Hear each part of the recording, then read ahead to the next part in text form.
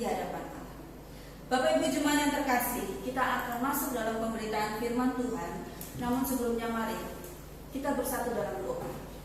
Biar masing-masing kita, dimanapun kita berada, dilawat oleh kebenaran firman Tuhan. Karena jarak maupun situasi ini tidak dapat menghalangi kuasa Allah berkarya dalam hidup saudara dan saya. Mari kita bersatu dalam doa. Kepadamu Allah yang perkasa, Allah yang dahsyat, yang melakukan hal-hal yang tidak mungkin menjadi mungkin, Allah yang kami kenal dalam nama Yesus Kristus. Saat ini Tuhan, kami jemaat-Mu sidang Noel yang berada di masing-masing tempat, siap untuk mendengarkan kebenaran firman Tuhan, siap untuk dilawat oleh kuasa Tuhan. Hamba-Mu hanya sebagai alat. Hamba-Mu ini tidak ada apa-apanya. Hamba menyerahkan semuanya ke dalam tangan Tuhan. Berdaulatlah Tuhan atas hamba-Mu ini. Segala pikiran, perkataan, semuanya, persiapan, hamba serahkan dalam tangan Tuhan yang berkuasa. Engkau pakai semau Tuhan menyampaikan kebenaran firman Allah. Dan firman-Mu itu bagaikan pedang bermata dua yang menusuk setiap orang yang mendengarkan dan juga kepada hamba-Mu. Biarlah kami menjadi tanah-tanah yang subur untuk boleh menerima kebenaran firman Allah. Dan Roh Kudus akan memampukan kami semua menjadi pelaku-pelaku firman. Tuhan Yesus, berfirmanlah, karena kami semua jemaat-Mu sidang Noel, bahkan di luar sidang Noel yang di luar Jakarta dan sekitarnya, siap untuk mendengarkan firman Allah dan menerima lawatan kuasa Allah. Dalam nama Yesus kami berdoa dan mengucap syukur. Haleluya, amin. Firman Tuhan pada pagi hari ini terambil dari Kejadian 21 ayat yang pertama hingga yang ke-7. Sudah siap dengan Alkitab masing-masing?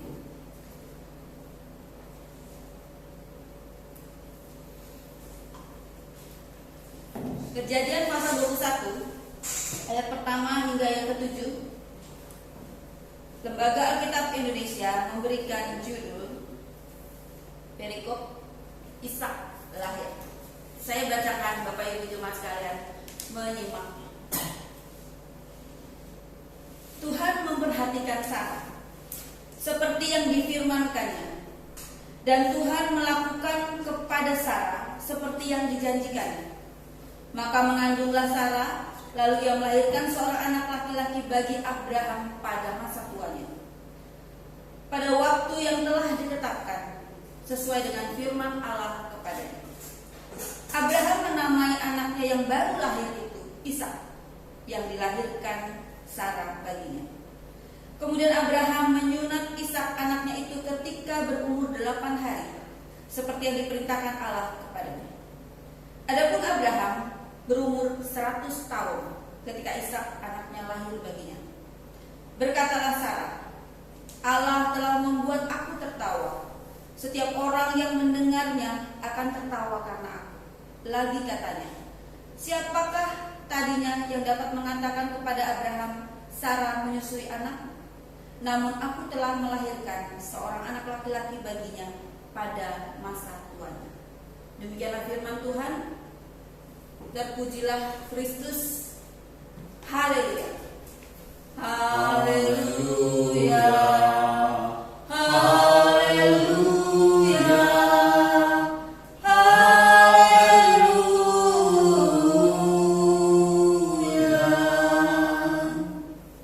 Shalom, Bapak Ibu terkasih dalam Yesus Kristus.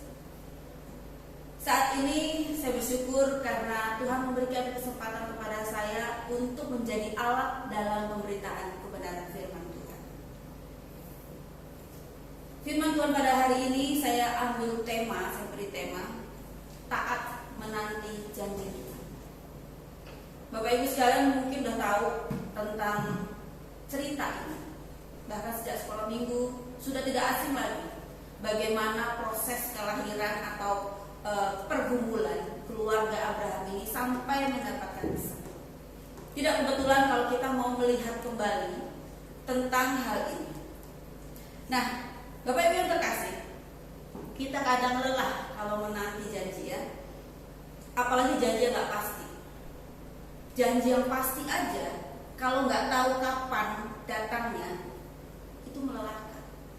Kalau tahu juga 5 tahun lagi misalkan, kamu akan lulus menjadi dokter, itu pun kadang kita lelah karena ada proses untuk menuju ke situ. Apalagi lelah karena menanti janji yang belum pasti. Apa misalkan yang belum pasti? Ya, COVID ini seluruh dunia tahu, seluruh dunia mengalami. Kapan berani? Nggak ada yang tahu, nggak ada yang tahu. Lelah saya menunggunya karena nggak pasti. Bisa mungkin minggu depan, bisa mungkin tahun depan, nggak pasti, itu melelahkan.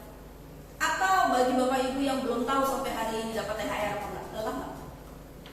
Dapat THR aja kurang, apalagi nggak dapat, gitu kan?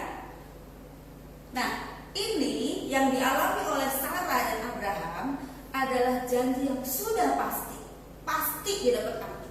Tapi kapannya nggak tahu. Ditambah Abraham dan Sarah itu udah nggak muda kayak zamannya Bapak Ibu di Noali muda semua nih. Saya pun dari muda juga masih muda, gitu ya. Nah, dia nggak tahu kapan. Cuma dikasih tahu kamu akan punya anak laki-laki. Kapannya nggak tahu. Manusia itu punya sifat apa? Penasaran. Contoh, mau tahu nggak hasil kemarin PTS yang kemarin ujian tengah semester Lareska mungkin, atau teman-teman SMP yang SMA yang lain. Walaupun nanti dikasih tahu tanggal Senin besok ya, tanggal 11 pengumuman, sekarang tuh udah, lu tahu nggak bocorannya ini. Contoh lagi, pelantikan jabatan. Mungkin Pak Jokowi akan melantik Menteri A, Menteri B, Menteri C, atau di kantor Bapak Ibu sekalian. Belum ada, nanti akan tahu. Udah mulai. Sifat manusia selalu pengennya tahu lebih dulu. Kalau tahu lebih dulu kayaknya bangga, penasaran. Sehingga apa? Ada cara-cara untuk menuju ke situ. Ada cara-cara di mana kita pengen tahu duluan. Kadang tahu duluan itu bisa salah, bisa enggak, tapi itu. Nah, firman Tuhan yang tadi kita baca, Kejadian 21 ayat 1 sampai 7, itu adalah merupakan ending, akhir, final, hasil dari proses perhatian yang panjang. Hasilnya itu Kejadian 21 ayat 1 sampai 7. Tapi di dalamnya penuh proses, penuh pergumulan, di mana Allah terlibat, di mana Allah terus memproses keluarga ini, keluarga hamba Tuhan ini. Kalau Bapak Ibu mau lihat, mau baca dari Kejadian 12 sampai 23. 12-nya saat Abraham keluar dari tanah kampung halamannya, sampai ke 23 itu Sarah meninggal. Nah, di 21-nya itu dia dapat anak. Tapi kan Abraham nggak tahu kalau di pasal 21 itu setelah 25 tahun penantian dia dapat anak, dia nggak tahu.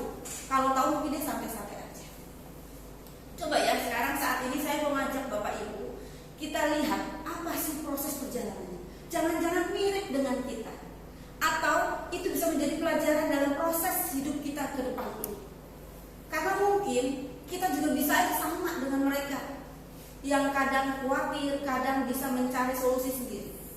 Yang pertama coba kita lihat di Kejadian 12 ayat yang pertama. Kejadian 12 ayat yang pertama berkata demikian. Berfirmanlah Tuhan kepada Abraham, pergilah dari negerimu, ya, pergilah dari negerimu, pergilah dan dari sanak saudaramu dan dari rumah bapamu ke negeri yang akan kutunjukkan. Jadi Tuhan bilang keluar, kamu pergi. Keluar dari mana? Sanak saudaramu, dari negerimu, dari rumah bapakmu, dari kampungmu, dari Wakan. Ayo pergi keluar. Kemana? Ke Jakarta, ke Depok? Gak tahu. Tuhan bilang nanti akan saya kasih tahu. Ke Serpong, nanti saya akan kasih tahu. Ke mana lagi? Bengkulu, gak tahu. Pokoknya pergi, tinggalin dari tanah.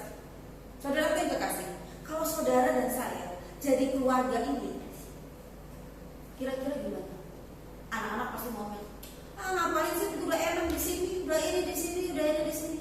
Tapi Tuhan bilang, pergi dari sana, dari kumpulan saudaramu, keluar, negerimu keluar, rumah bapakmu, berarti kampung di mana dia keluar. Kemana Tuhan? Tunggu aja perintah saya. Dahsyat ya. Dan di situ Abraham patuh. Sarah di mana? Patuh. Saya melihat diri saya sendiri selama mengikuti perjalanan Gembala Maksi, dari pertama Sidang Sejahtera, kemudian Paulus, kemudian Depok, kemudian Reformator, kemudian ini. Ada saat di mana saya nggak patuh karena aduh capek, pindah sana pindah sini. Ini Tuhan bilang ini saya mungkin tidak tahu dari A ke B. Kalau ini enggak, dia tahu. Abraham patuh karena Abraham tahu siapa yang memerintahnya untuk keluar dari sana. Perjalanan orang Kristen demikian, yang sudah terima Yesus. Yesus minta kita keluar dari kehidupan kita yang lama untuk kita berjalan sesuai dengan maunya Yesus. Kemana? Tunggu perintah Yesus. Hidup kita tergantung total pada Dia. Tuhan gak bilang ke kanan, ke kiri, lurus, mana. Pokoknya tunggu perintah saja. Nah itu yang disampaikan. Lalu yang ada proses yang luar biasa lagi di ayat 3. Ayat 2 ya dan 3. Saya bacakan. Tuhan bilang begini sama Abraham. Aku akan membuat engkau menjadi bangsa yang besar. Satu ya. Kedua, dan memberkati engkau serta membuat namamu masyhur, dan engkau akan menjadi berkat. Ayat 3, aku akan memberkati orang-orang yang memberkatimu dan mengutuk orang-orang yang mengutuk engkau, dan olehmu semua kaum di bumi akan mendapat berkat. Setelah Abraham keluar, ada 7 yang Tuhan nyatakan, yang tadi saya sebutkan satu persatu di ayat 2 dan ketiga. Saat itu Abraham umur berapa? 75 tahun. Sarah 65 tahun. Mereka bedanya 10 tahun. Secara manusiawi, mana mungkin kita seopa-opa, kita seoma-oma begini, jalan keluar kampung dari Wakan, jam kecil sekali di peta ya, keluar nyebrang pulau sana dan nggak tahu kemana. Gembala Maksi tahu, kuliah di Jogja, Jakarta, kemudian Depok. Ini tidak tahu. Coba bayangin, kok mau? Abraham dan Sarah tahu siapa yang memerintahkan. Dan berkat-berkat itu tadi yang disampaikan Tuhan itu, kamu akan diberkati menjadi bangsa yang besar, namamu masyhur, menjadi berkat. Memberkati, dan orang yang memberkati akan diberkati, orang yang mengutuk akan dikutuk. Dan kaum yang olehmu semua kaum akan dapat berkat melalui siapa? Abraham. Luar biasa. Dan berkat-berkat rohani itu bagi kita keturunan Abraham secara rohani akan kita dapatkan juga kalau saudara dan saya berada dalam kasih karunia Yesus Kristus. Secara turun-temurun mungkin Abraham saat itu, tapi saat ini berkat-berkat itu juga akan saudara dan saya alami saat saudara dan saya mau keluar dari kondisi kita yang lama sebagai manusia lama, masuk kepada orang-orang yang ditebus dalam penebusan Kristus. Tinggal saudara dan saya taat apa enggak. Itu semua akan terjadi di kita. Lalu kemudian ada apa lagi nih dalam perjalanan Abraham? Asik ya untuk disimak ya. Coba kita lihat Kejadian 12 ayat yang ke-10. Ternyata Abraham jalan terus sampai kepada tanah Negeb. Di situ terjadi kelaparan yang hebat. Alkitab menulis ya, kelaparan yang hebat. Jadi kalau sekarang corona, ada beberapa orang-orang yang kelaparan meninggal, itu mungkin belum hebat. Karena apa? Kita kurang memberi perhatian kepada orang-orang itu. Gak usah jauh-jauh saudara, lihat lingkunganmu, keluargamu, jemaatmu, teman akrabmu, terus teman sekolah anak kita, teman kerja kita, sidang Noel kita. Coba lihat, gak usah jauh-jauh. Adakah mereka yang tidak makan? Jadi kalau sekarang ada yang lapar dan mati, itu bukan karena kelaparan hebat di negeri kita, tapi karena kurang care, kurang perhatian, kurang peduli kita kepada tetangga-tetangga kita. Kita cukup beli makan udah, gitu ya. Tapi sekarang saat, nah ini Abraham saat dia berjalan keluar karena dia nggak tahu kemana, negeri yang dia jalani datangi itu sedang mengalami kelaparan hebat. Kejadian 12 ayat 10 mengatakan, ketika kelaparan timbul di negeri itu, pergilah Abraham ke Mesir untuk tinggal di situ sebagai orang asing karena hebat kelaparan negeri itu. Abraham nggak mau dia kelaparan di situ ya, jadi dia pergi ke Mesir. Mesir ini negeri asing buat dia. Lalu dia ingat lagi nih, istrinya tuh cantik banget. Saya membayangin ya. Saya cari-cari coba gambar Sarah tuh modelnya kayak apa ya. Kalau setiap orang yang lihat bilang, wih cantik banget. Lalu wih cantik banget. Apakah seperti Raisa? Apakah seperti siapa sih yang cantik sekarang? Clarissa muncul di Clarissa. Berarti dari mamanya. Ya, secantik apa gitu zaman dulu ya. Sehingga pada usia ini waktu Abraham dipanggil keluar, Sarah umur berapa? 65. Kalau di KGPM Solansia 65. Tapi masih orang bilang cantik, itu kan berarti memang cantik sekali gitu ya. Nah, Abraham takut nih karena masuk di negeri asing. Dia takut kalau dia tahu bahwa istrinya itu, Sarah itu istrinya yang cantik. Wah, bisa-bisa orang mau merebut istrinya, Abraham dibunuh mati. Gitu ya. Dia nggak mikir juga janji Tuhan itu kan. Tapi namanya manusiawi, diperhadapkan dengan kelaparan hebat dan masuk ke negeri asing, Fir'aun pula gitu ya. Jadi dia bilang gini, Sarah, karena kamu cantik, kamu mau ditanya, bilang aja saudara ya. Memang kita saudara. Mereka sepupuan, saudara, tapi jadi istri. Nah, walaupun itu kan apa ya, alibi ya. Kadang kita seperti itu. Alah, bilang aja kita saudara, walaupun dia istrinya.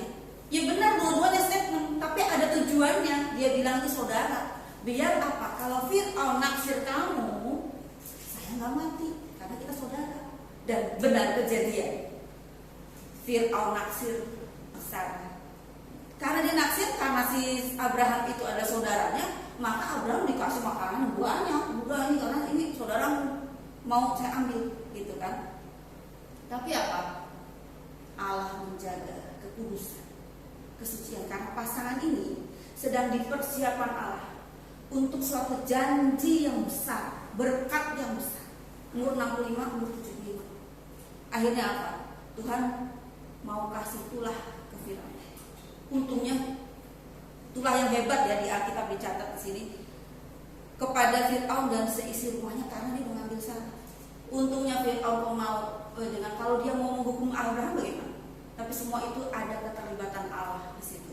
Sehingga Abraham, silakan pergi deh, bawa nih istriku, ngaku-ngaku saudara, padahal dia istri kamu, dengan semuanya. Bebas, satu masalah selesai. Dalam hidup kita kadang kita seperti itu. Kita nggak melihat bahwa janji Tuhan di sana nanti, kan janjinya mau ada Ishak itu. Tapi ada posisinya kita kadang udah deh, kita ngaku aja, kita takut kalau kita dibunuh. Lah kalau Abraham dibunuh kan janji itu nggak terlaksana. Nah, itulah sifat manusianya kita. Kita kadang melakukan, memutuskan hal-hal sesuai kondisi kita lewat caranya kita. Lalu apa lagi? Dalam perjalanannya itu, Abraham kan sama Lot. Lot ini adalah ponakannya. Lot bawa harta yang banyak, ternak yang banyak, Abraham pun demikian. Jadi lahan yang luasnya kayak gitu nggak cukup untuk kedua orang ini, sebab saking hartanya banyak. Akhirnya gembala sama ini, gembala Abraham mesti. Akhirnya Abraham bilang, udah kita pisah. You mau kemana? Kanan atau kiri? Seorang om bilang, ponakan dulu deh. Nah, Lot melihat dengan mata jasmani dia bahwa sebelah timur itu berlimpah airnya, nggak pada gersang kayak sana secara manusia. Akhirnya Lot mengambil ke sana yang saat itu adalah Sodom dan Gomora. Bahkan Lot mau berkemah dekat Sodom dan Gomora. Saudara, kalau kita berkemah tinggal di dekat kota yang udah najis di mata Tuhan, yang udah banyak dosa-dosa yang dilakukan, apa konsekuensinya? Nular, energinya nular, kelakuannya nular. Apa itu nular? Jadi jangan dekat-dekat, jangan kompromi, jangan dengan hal itu. Nah, Lot pilih ke arah timur, maka sisanya adalah Abraham. Secara kasat mata, secara mata jasmani itu gak ada apa-apanya dibanding suburnya loh. Tapi Allah bisa membalikkan rencana manusia. Allah bisa melakukan hal yang menurut manusia itu tandus, gak ada apa-apanya, tapi justru Allah bikin subur. Dan sebaliknya di Sodom dan Gomora dihabis oleh Tuhan karena dosa-dosa mereka. Nah, pada saat itu Tuhan muncul lagi nih. Saya melihat kedekatan antara Allah dengan Abraham. Allah kelihatan sayangnya minta ampun. Karena dia bilang, coba Abraham sini di 13 ya, Kejadian 13 itu ayat 14, daripada ntar saya salah. Saya baca ini tuh melihat ada keasikan antara Allah dengan Abraham. Bandel juga sih Abraham, tapi Allah sayang banget gitu kan. Dia bilang gini, Allah di ayat 14. Setelah Lot berpisah dari Abraham, berfirmanlah Abraham, pandanglah sekelilingmu dan lihat dari tempat engkau berdiri, timur, barat, utara, selatan. Abraham lihat, sebab seluruh negeri yang kau lihat itu akan kuberikan kepadamu dan kepada keturunanmu untuk selama-lamanya. Coba Tuhan Yesus bilang, Allah berkata saat itu bilang, berserta keturunan untuk apa? Untuk selama-lamanya. Jadi itu janji Tuhan. Jadi yang pertama disuruh keluar, kamu akan banyak. Yang selanjutnya dia akan semua yang dia lihat itu timur, barat, utara, selatan akan diberikan kepadanya. Dan di pasal 15, saat setelah Abraham perang dengan raja-raja sekitar situ, Abraham sempat ciut juga hatinya. Dibilang dia merasa kayak takut. Sehingga Allah berfirman, nggak usah takut, jangan takut. Ini di Kejadian 15 ayat yang pertama. Kemudian datanglah firman Tuhan kepada Abraham dalam suatu penglihatan. Janganlah takut Abraham, akulah perisaimu, upahmu akan sangat besar. Dia bilang, mana mungkin Tuhan, saya ini udah tua, sebentar lagi meninggal, nggak punya anak. Udah deh saya serahkan aja ke ahli warisnya, yaitu Eliezer. Allah bilang apa? Enggak, nanti dari anakmu. Jadi berkali-kali itu udah proses yang lama. Saya berpikir gini, waduh udah jalan di padang belantara, udah banyak ketemu musuh berperang, berpisah dengan Lot dan sebagainya. Istrinya mandul, istrinya itu sekarang udah dinyatakan mandul gitu ya. Tapi Allah kok tetap suruh ngomong gini-gini, ini tuh kamu, ini tuh keturunanmu, kamu akan banyak gini-gini. Gak masuk di akal. Sementara ini udah berjalan dari umur dia 75 tahun ke semakin tua, semakin rentan. Nah, tiba-tiba Tuhan juga mengatakan bahwa coba lihat bintang-bintang itu. Dia bilang sebanyak itulah keturunanmu. Dia berpikir lagi, mana mungkin istri saya mandul. Dan benar, Bapak Ibu bisa lihat di Kejadian 16 cerita tentang Hagar dan Ismail. Mengapa Sarah akhirnya mengambil Hagar untuk menjadi salah satu bisa menurunkan keturunan Abraham. Saat itu, di zaman itu, kalau sang permaisuri, sang istri gak punya anak atau mandul, dia boleh mengambil keturunannya dari gundiknya. Nah, dia bilang coba aja deh. Yang saya menarik itu Kejadian 16 ayat yang kedua dikatakan ini. Berkatalah Sarai kepada Abraham, engkau tahu, ini bilang ke Abraham ya, Tuhan tidak memberi aku melahirkan anak. Karena itu baiklah hampiri hambaku ini. Mungkin oleh dialah aku dapat memperoleh seorang anak. Dia bilang cobalah, siapa tahu punya anak. Dan benar, dia punya anak. Apakah itu yang dimaksud oleh Allah? Sarah mencoba membuat jalan pintas, membantu rencana Allah tercapai. Karena saat itu dia udah umur berapa?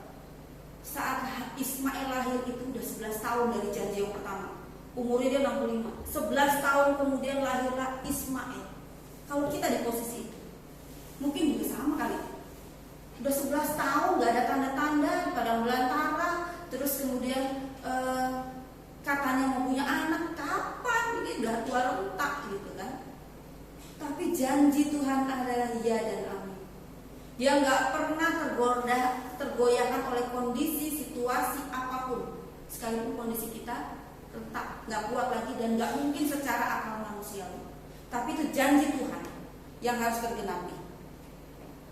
Dan lahirlah Ismail. Saya nggak mau bahas tentang Ismail, nggak mau bahas tentang Ismail bagaimana, karena saat itu Tuhan bilang bukan dia.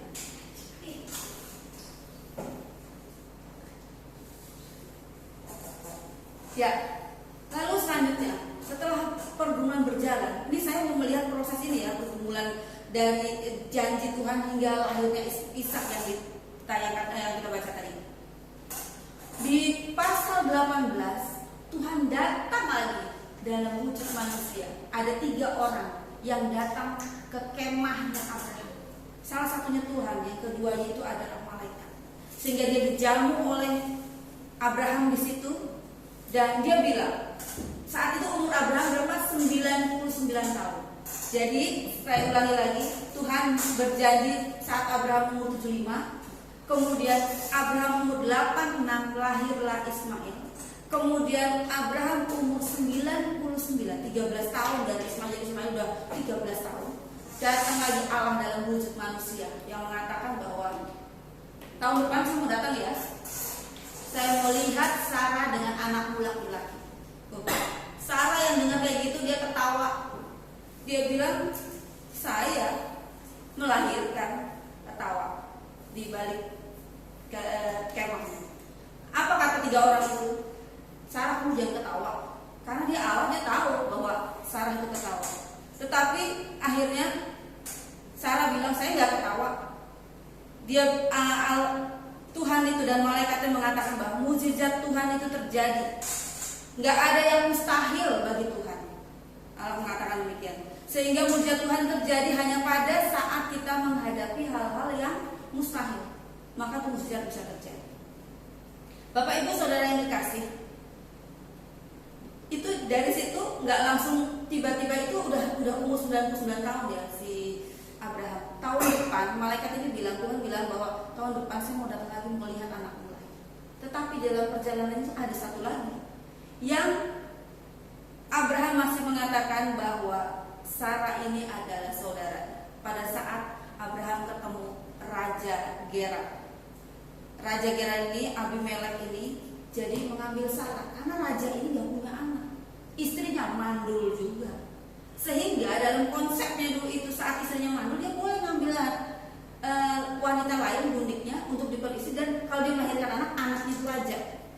Maka dia ngambil Sarah karena dia bilang Sarah saudaranya. Padahal itu udah malaikat Tuhan datang bilang, Abraham tahun depan saya mau datang lagi ya, mau lihat istrimu melahirkan anak laki-laki. Tapi saat itu ada kejadian, Raja Abimelek ini gak punya anak dan dia mengambil Sarah jadi istrinya. Karena si Abraham bilang saudara saya. Untung belum terjadi apa-apa.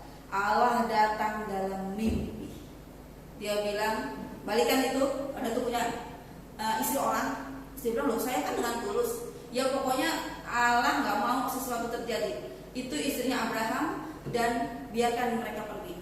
Akhirnya Sarah dikembalikan ke Abraham dan Abraham mendoakan Abimelek agar dia punya anak dan dia punya anak. Sekarang bagaimana Bapak Ibu rasanya? Kita belum punya anak, kita mau mendoakan orang dan orang itu punya anak.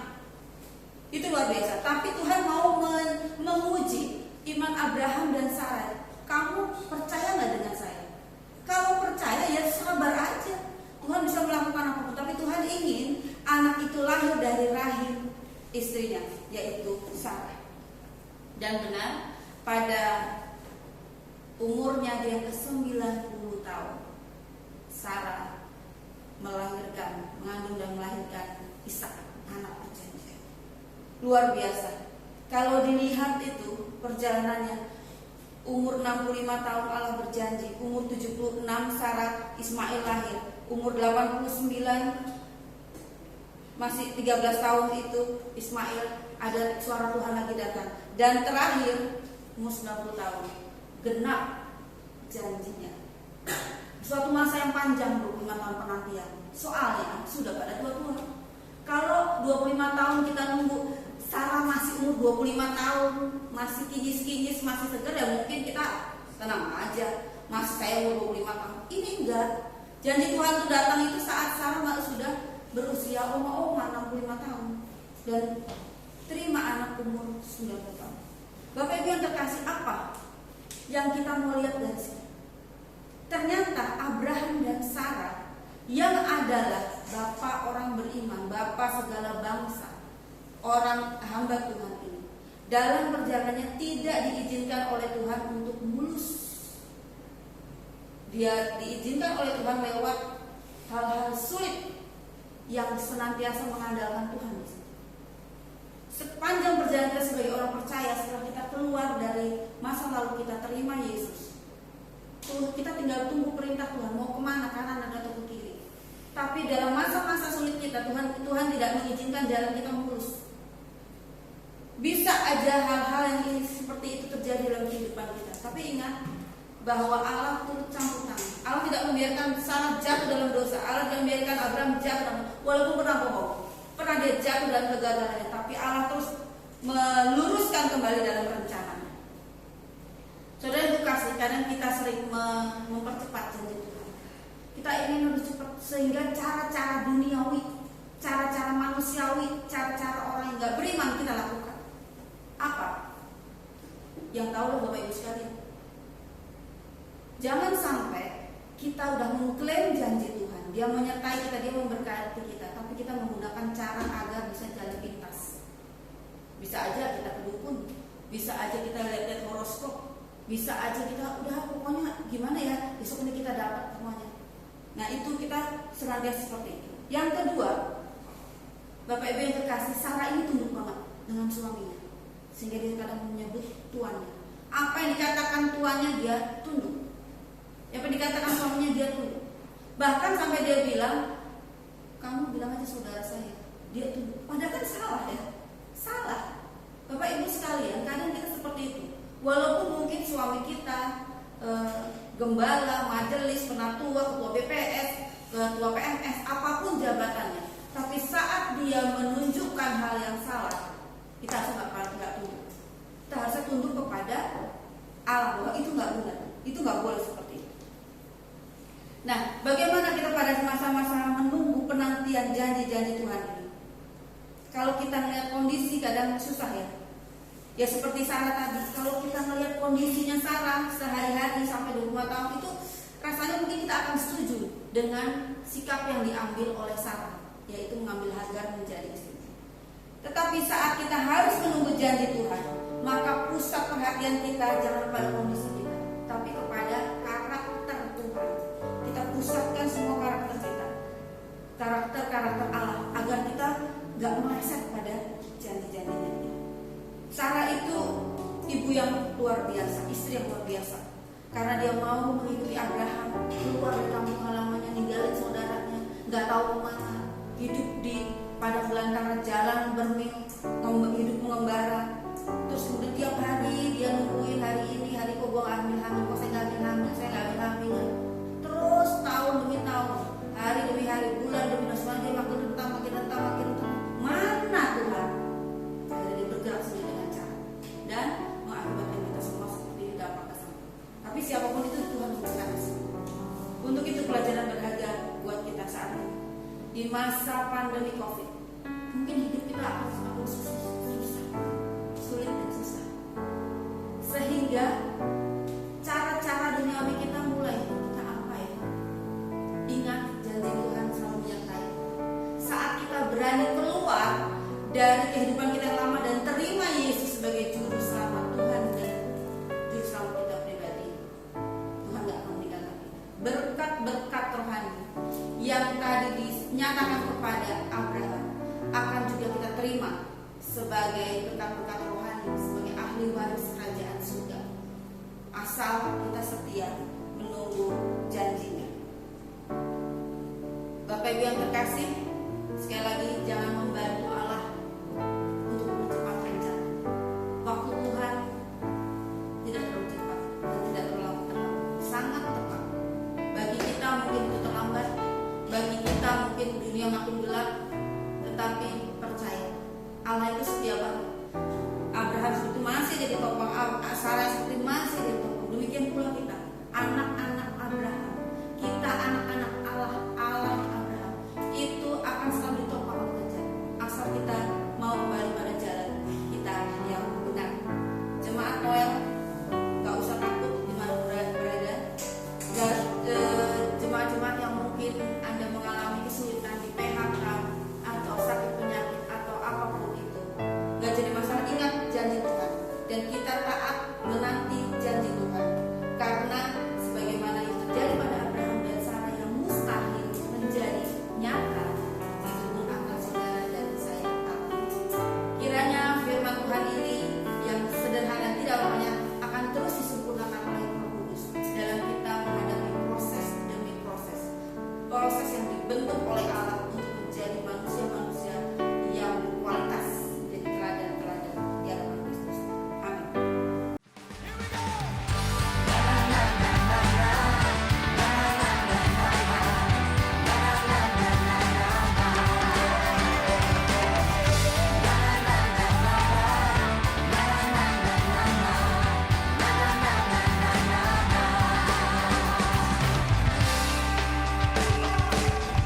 Haleluya, ku memuji-Mu Tuhan, karena kasih-Mu tak berkesudahan. Biar yang bernafas memuji Sang Raja di atas gunung.